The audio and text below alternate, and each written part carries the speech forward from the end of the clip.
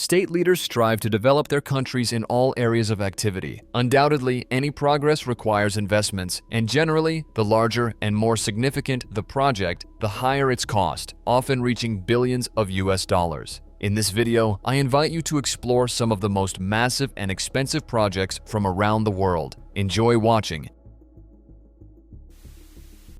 China leads the world in the number of hydroelectric power plants built. With the country's population continuing to grow, so do its energy consumption needs. For this reason, in 2020, China announced the construction of a new hydroelectric power plant in the Himalayas. This announcement sparked debates and criticism, particularly from India. The disputed border between China and India runs through the Himalayas, and India opposes such a massive project due to concerns about negative impacts on the unique Himalayan ecosystem and its population. India fears that, following the construction of the dam and power plant, its residents may face water shortages. However, China has no plans to abandon this ambitious project. Currently, the largest hydroelectric power plant in the world is China's Three Gorges Dam, with a capacity of 22.5 GW. The new project aims to surpass this with a planned capacity of 60 GW. The chosen location for this world record-breaking hydroelectric power plant is the Yarlung Tsangpo River in a remote area of Medog County, Tibet.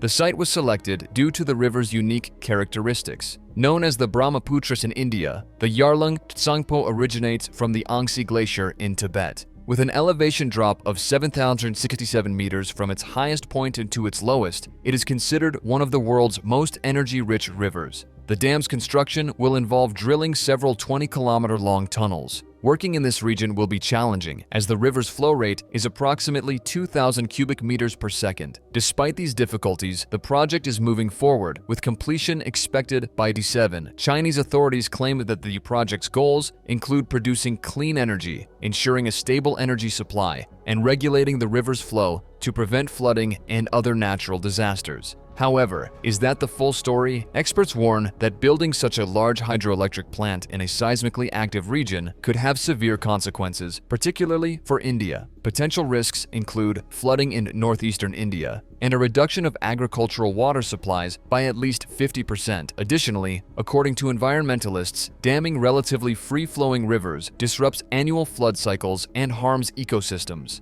The new Chinese project is also expected to negatively impact populations of rare animal species living in forests that may be flooded. Despite widespread criticism and concerns, China continues constructing the dam. Experts estimate the project's cost to exceed $100 billion. Canada is a country known for its stunning natural landscapes. The Canadian government prioritizes environmental conservation, launching numerous projects over the past 20 years to protect wildlife. At the same time, as the world's second-largest country by area, Canada requires substantial resources to support its population. The Clean Energy Project was initiated to reduce harmful emissions and increase the use of renewable energy sources. Canada actively develops various types of renewable energy. In recent years, the number of solar installations has significantly increased, particularly in southern provinces like Alberta and Saskatchewan. Wind power is another key energy source, with Ontario leading in the number of installed wind turbines. Bioenergy from organic waste and wood residues is also gaining popularity. However, hydropower remains Canada's most traditional energy source. The latest and highly costly project, Site C, involves the construction of a major dam and hydroelectric power plant on the Peace River, 14 kilometers from Fort St. John in northeastern British Columbia. The new hydroelectric plant is expected to have a capacity of over 100 with a potential annual production of 500 of clean, renewable electricity. This project was approved in 2014, but faced opposition from local residents who objected to the planned flooding of agricultural land. The construction of the dam and power plant threatened to cause significant environmental damage and loss of farmland. Despite this, the Canadian government dismissed all petitions and proceeded with the project. Site C will be the third dam on the Peace River, which originates in the Rocky Mountains of northeastern British Columbia. The other two existing dams are the WAC Bennett and Peace Canyon dams, both located upstream from the proposed Site C dam. The Site C project will include a dam, reservoir, hydroelectric plant, and additional facilities. According to the plan, the dam will be 1,050 meters long and 60 meters high. It will feature a main spillway, an auxiliary overflow spillway, and diversion tunnels. The main spillway will have 7 gates and 2 cofferdams. The reservoir will extend 83 kilometers, and the generating station will house 6 units, each with a capacity of 183 megawatt. Construction began in 2015. Initially, the hydroelectric plant was scheduled to be operational by 2024, but due to unforeseen circumstances, its opening was postponed to 2025. The project's cost is estimated at $12 billion. Once completed, the plant will provide electricity to over 450,000 homes and businesses in British Columbia. The story of the Delta Conveyance Project, also known as the California Water Fix, dates back to the 1960s. The project was conceived as a solution to severe droughts, which caused California to lose a significant number of water sources. This posed a pressing problem that required resolution. The initial plans to preserve watersheds were proposed by California Governor Pat Brown. They included 2 major projects to redistribute water from Northern California to the southern part of the state. However, for various reasons, these projects were never implemented. Another attempt to address drought came in the 1980s under Governor Jerry Brown, Pat Brown's son. He proposed a project called the Peripheral Canal. However, this idea failed to gain voter support. As a result, the issue remained unresolved. In 2011, Jerry Brown returned as governor and decided to revive his project. Over time, the plan evolved, and instead of an above-ground peripheral canal, the decision was made to build 2 underground tunnels. Simultaneously, another project aimed at restoring the delta between the Sacramento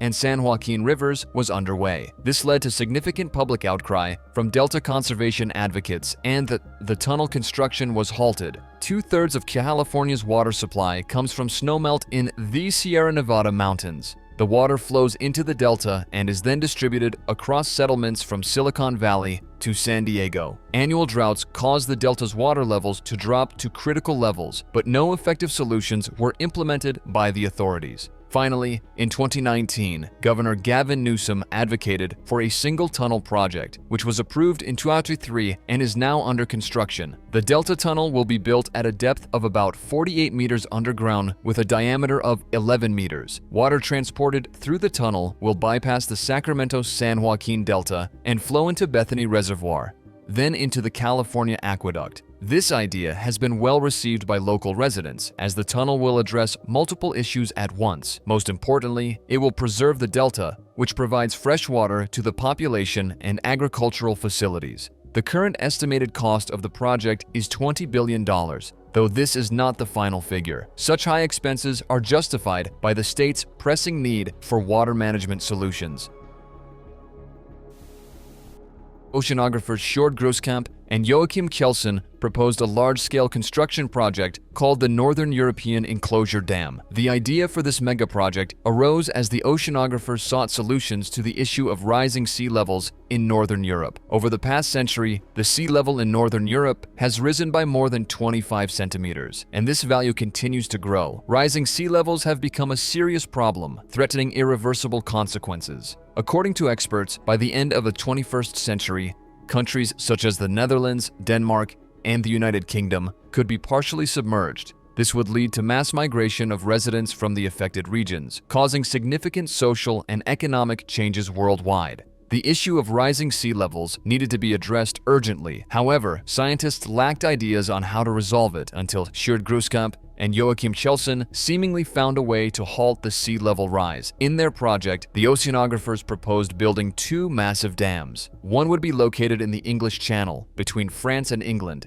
and the other in the North Sea between Scotland and Norway. According to the project, the southern dam would span the English Channel between Lizard Point in Cornwall, England, and Plouescat, Ploudalmazeau, Brittany, France, with a length of 161 kilometers, an average depth of 85 meters, and a maximum depth of 102 meters. In the north, the project proposes constructing several sections of the dam around the North Sea. The western section would stretch from mainland Scotland through the Orkney Islands to the Shetland Islands, with a length of 145 kilometers. The eastern section, the most challenging from an engineering standpoint, would extend 321 kilometers from the Shetland Islands to western Norway. Additionally, the project includes enclosing Norway's internal marine waters. This involves options such as a section crossing the Lareosen Strait or the Kobaleya Strait. It's also possible that enclosures in Norway will include areas near Bergen, which has faced numerous floods in recent years. The Groskamp and Kjellsen project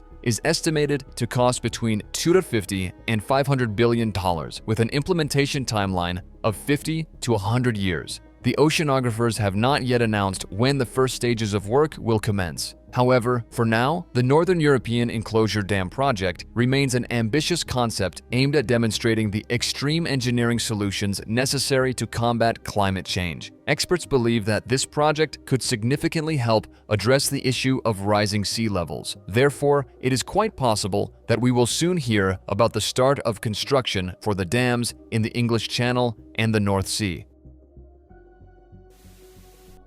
The Strait of Gibraltar holds significant economic and strategic importance, as it is situated between the southern tip of the Iberian Peninsula and the northwestern part of Africa, connecting the Mediterranean Sea to the Atlantic Ocean. The strait was first discovered in ancient times around 3,500 years ago, although archaeological evidence suggests that humans lived on the Rock of Gibraltar more than 40,000 years ago. Since the 15th century, the strait has played a pivotal role in Portuguese and Spanish explorations. It served as the maritime route that enabled Portuguese and Spanish sailors to be among the first in Europe to embark on voyages in search of India. The idea of building an underwater tunnel to connect Africa and Europe has been a dream since the 19th century. For example, such an extraordinary structure was mentioned in Jules Verne's science fiction novel 20,000 Leagues Under the Sea. Since the mid-20th century, Spain and Morocco have jointly studied the possibility of creating underwater tunnels for railway communication between the two countries.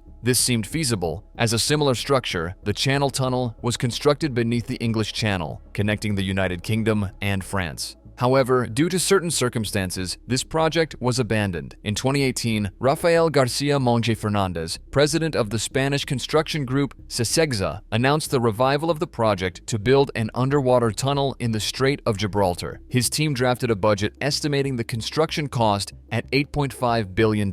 However, it later turned out that this amount was insufficient and the project was once again shelved. In 2024, the project was relaunched, with the tunnel's opening scheduled for 2030. According to the project plan, the tunnel will connect the Moroccan city of Tangier with the Spanish settlement of Punta Paloma. It will lie approximately 400 meters below the seabed of the strait and span a total length of about 42 kilometers, 28 kilometers of which will run underwater. The Gibraltar Tunnel will consist of 3 sections, 2 railway tunnels and 1 service and technical tunnel between them. This joint Morocco-Spain project is expected to bring significant economic and social benefits. Railway communication between the two continents will become faster and more efficient. It is projected that more than 12 million passengers will use the tunnel annually. Additionally, it will enable the transportation of over 13 million tons of cargo per year. The construction of an underwater tunnel between Europe and Africa will be a landmark event for Spain, Morocco, and other countries on both continents. It will not only improve transportation infrastructure,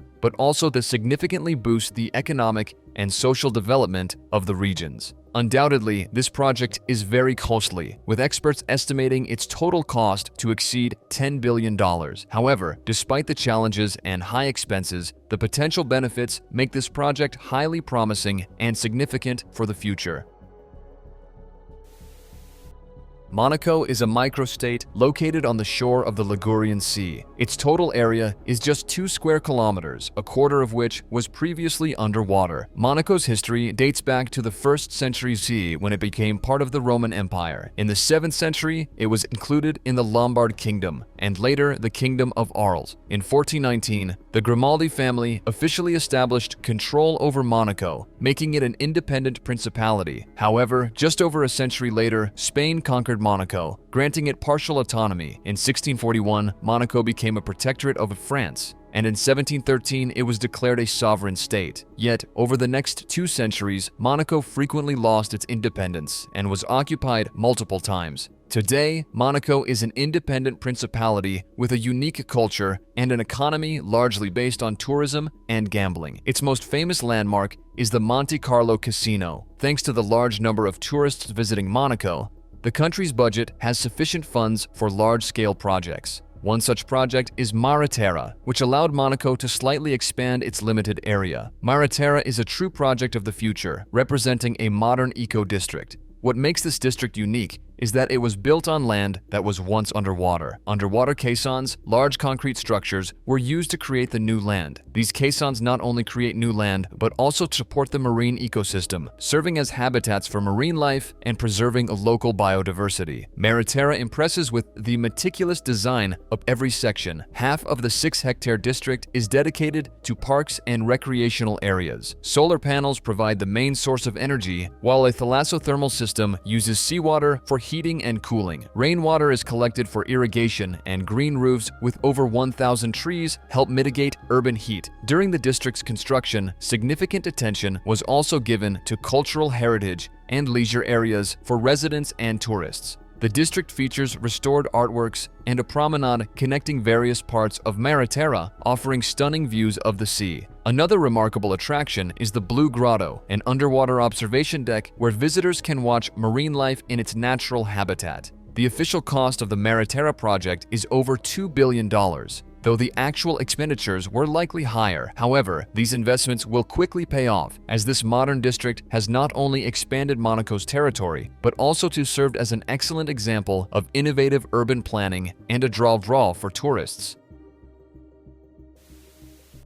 Currently, the largest shipping canals in the world are the Suez and Panama canals. The Suez Canal, opened in 1869 in Egypt, connects the Mediterranean Sea with the Red Sea and stretches 160 kilometers. The Panama Canal, opened in 1920 in Panama, connects the Atlantic Ocean with the Pacific Ocean through the Isthmus of Panama with a length of 82 kilometers. Together, these two canals accommodate around 40,000 vessels annually. The relative proximity of the Panama Canal and Nicaragua inspired the Nicaraguan government to pursue the idea of creating its own canal, which was envisioned to surpass the Panama Canal in success. Its popularity would stem from a shorter route connecting the Atlantic and Pacific Oceans. The idea of constructing a canal in Nicaragua dates back to the 16th century, when Spanish King Charles V planned to explore the isthmus in modern-day Nicaragua to link the two oceans. However, at that time, the plan was impossible to execute. In the 19th century, American engineers attempted to build the canal. In 1880, the North American Company was established for this purpose, but eventually dissolved.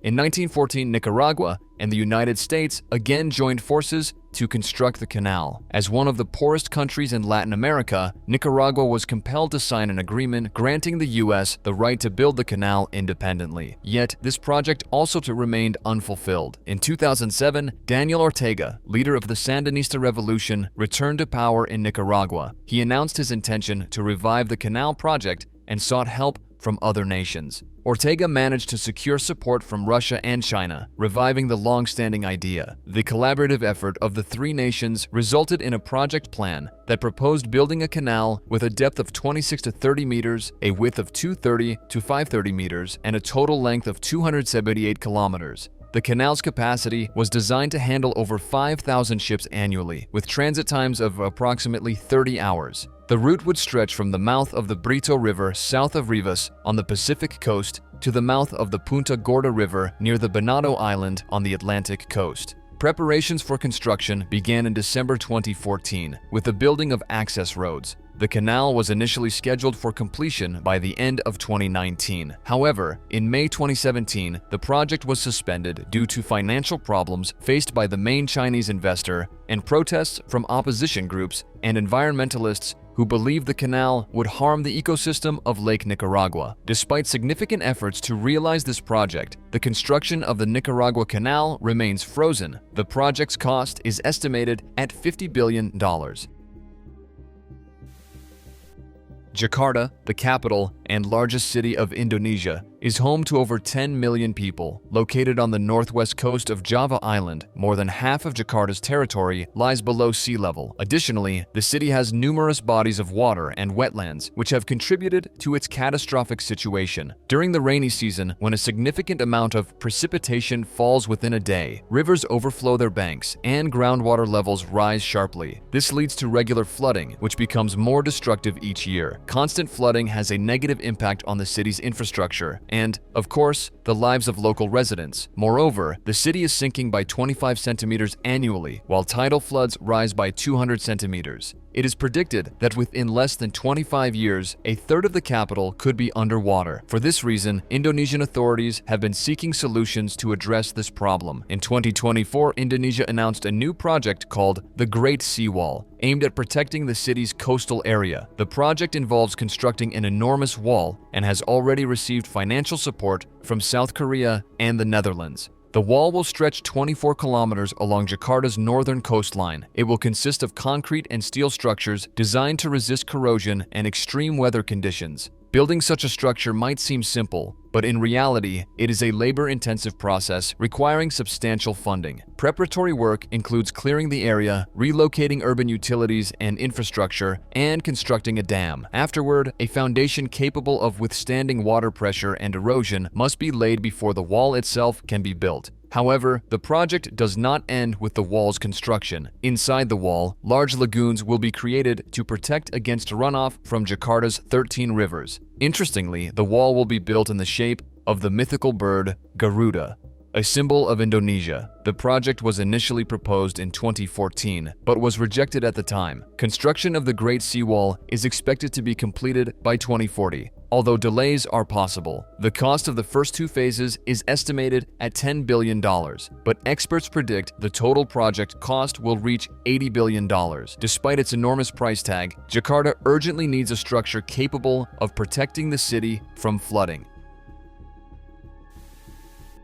China is a country whose government allocates vast sums of money to implement grandiose projects. The nation is home to many of the largest construction feats, such as the longest bridge in the world, the Qingdao Bridge, or the longest automobile tunnel, the Zhongnanshan Tunnel. However, China does not rest on its laurels and continues to impress with the scale of its projects. One such project is the construction of the Huajiang Canyon Bridge in Guizhou Province. The primary goal of this project is to create a reliable and durable bridge capable of withstanding the region's extreme weather conditions while also strengthening the canyon's banks. The new bridge will span 2,090 meters and will be situated 625 meters above the gorge, a true record. Currently, the tallest bridge in the world is the Duge Bridge, also located in Guizhou Province. Furthermore, this bridge crosses the same Beipan River, only 200 kilometers upstream. Built in 2016, the Duge Bridge is 720 meters long and stands 565 meters above the canyon floor. Thus, the new bridge will be 60 meters taller than the Duge Bridge.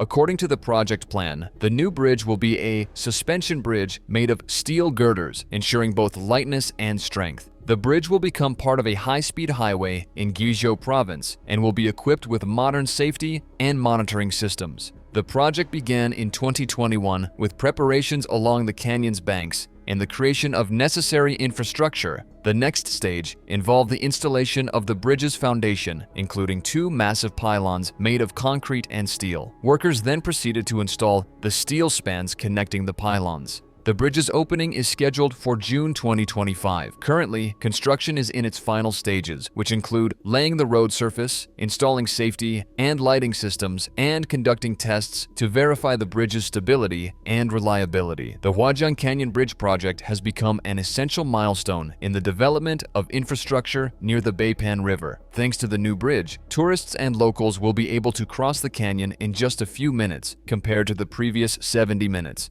Additionally, the bridge will become a significant tourist attraction, drawing visitors from all over the world. By the bridge's opening, Guizhou Province plans to organize a series of tours and entertainment programs. The exact cost of this project has not been disclosed, but estimates place it at over $1.5 billion.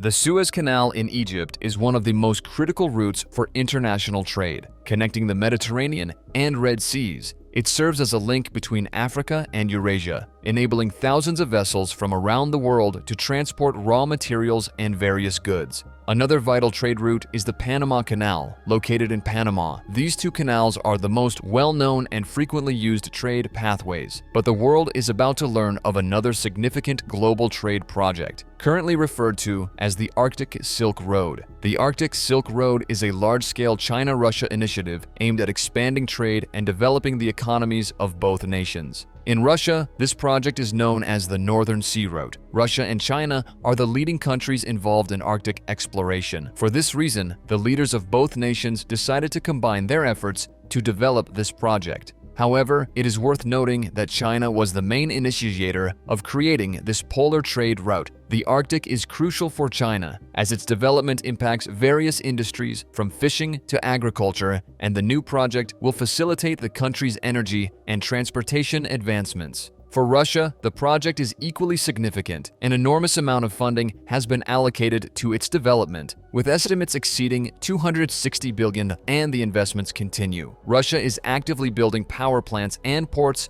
to support the new trade route. To ensure year-round passage through the Arctic's thick ice, the Russian government has commissioned a new fleet of nuclear icebreakers. These ships are designed to operate in extreme conditions, clearing path for cargo vessels. Undoubtedly, both China and Russia are spending tremendous amounts on this project, but these investments are justified and are expected to yield incredible profits in the near future. The route will reduce the travel time for cargo ships from China to Europe by approximately 2 weeks. Experts predict that the popularity of the Northern Sea Route will soar from the moment it opens. Additionally, beyond the new shipping route, this project grants Russia and China access to the Arctic's vast resources. Other leading global economies are already concerned about the success of this project, as the China-Russia partnership could prove to be exceptionally powerful. The Arctic Silk Road is a strategically vital project for both China and Russia. It opens new commercial opportunities for these countries and may pave the way for future joint infrastructure initiatives.